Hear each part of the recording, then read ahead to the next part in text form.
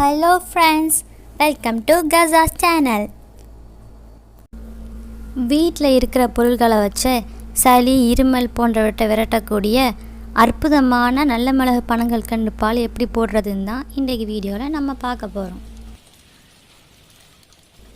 Rainy சீசன்டாலே எல்லாத்துக்கும் சந்தோஷந்தாங்க.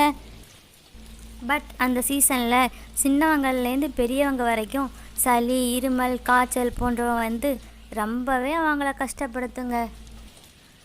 உடனே பயந்து போய் நம்ம டாக்டர்கிட்ட போவோம். அங்கே போனால் ஆன்டிபயாட்டிக் இன்ஜெக்ஷன் இப்படி ஓவர் டோஸை கொடுத்து நம்ம உடம்பையே ஒரு வலி பண்ணிடுவாங்க.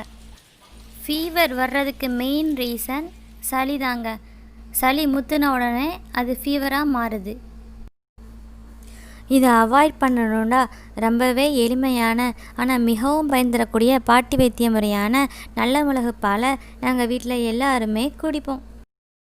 ஓகே வாங்க இப்போ எப்படி மிளகு பால் போடலான்னு நம்ம பார்க்கலாம். மிளகு பால் செய்கிறதுக்கு தேவையான பொருட்கள்: பால் 1/2 லிட்டர், நல்ல மிளகுத்தூள் 1 டீஸ்பூன், மஞ்சத்தூள் 1/2 டீஸ்பூன், பனங்கல்கண்டு தேவைக்கேற்ப.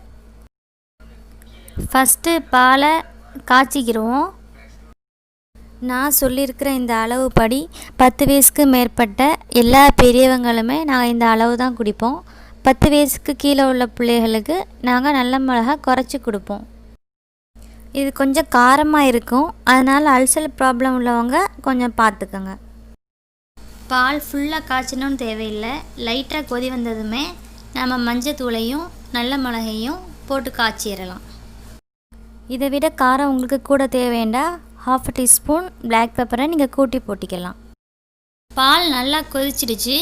இப்போ நம்ம பொடி பண்ணி வச்சுருக்கிற பனங்கல்கண்டை அதில் போட்டுக்கலாம். போட்டு நல்லா கரைக்கணும்.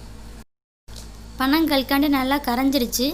இப்போ இதை நம்ம ஃபில்டர் பண்ணி எடுத்துக்கலாம்.